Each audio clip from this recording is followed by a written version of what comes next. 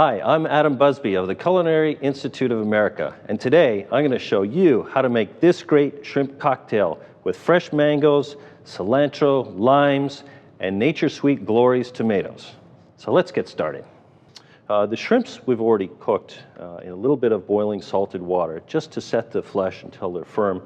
To begin with, we'll combine the solid ingredients. So here I have some mango that's been diced nice and carefully. I'll put that into our mixing bowl. Add to that some of the diced red onion. So finely diced red onion here. I prefer to use a red onion because the flavor is nice and mild. To that we can go ahead and we can add a little bit of chopped serrano pepper. Now serrano peppers can vary in heat a little bit, so we want to be careful how much we use. I'll start with about a tablespoon of chopped serrano. You can always go ahead and add more afterwards, but once you've put too much in, it's impossible, obviously, to remove any if you've got too much in there. We'll season this with some lime juice, some fresh lime juice. Not too much. Again, we can add a little bit more if necessary. And we've also got a little bit of rice wine vinegar, which adds a little bit of sweet and sour at the same time. And a little bit of sugar. Okay. A little bit of sugar helps bring out the flavors in the mango, and as well balances nicely with the acidity of the limes.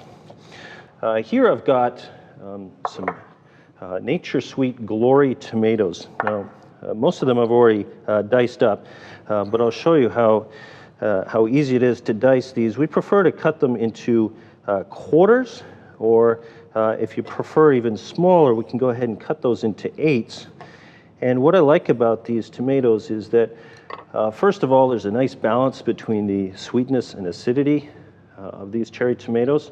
They're also really quite nice and firm, and you'll notice that when you cut them open, the flesh inside is really firm, and it holds on to the seeds, and it doesn't come out when you're trying to dice it. All those factors combined with the fact that the tomato itself gives you 100% yield, makes for an excellent product to work with.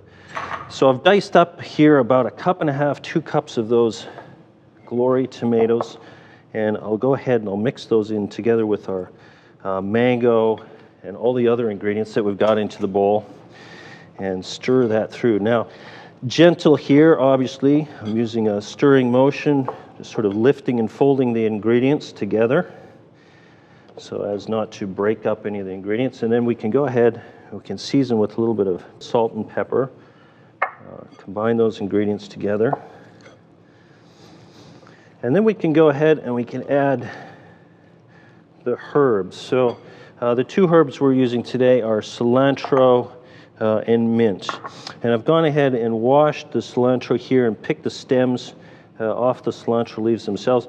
Rather than chopping it, we'll just tear these leaves and put them in, not whole, but we'll just tear them up. I think that looks really nice and natural when you're making something like a salsa, as opposed to finely chopped. Of course, you can chop it, but this adds sort of a nice natural look to it.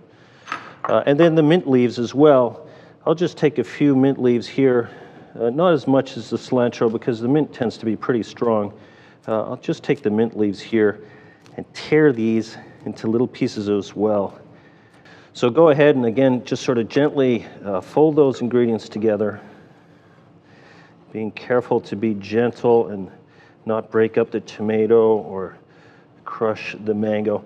Now this, if you look at it, it's holding together fairly well. But what I like to do is take part of this and puree it and then fold that back into it so that it holds together really nicely and forms a little bit more of a saucy kind of salsa.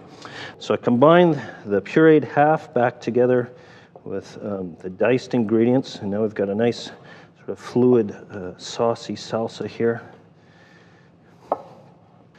And then this can be made a few hours in advance and refrigerated, or we can go ahead and we can plate it right up. So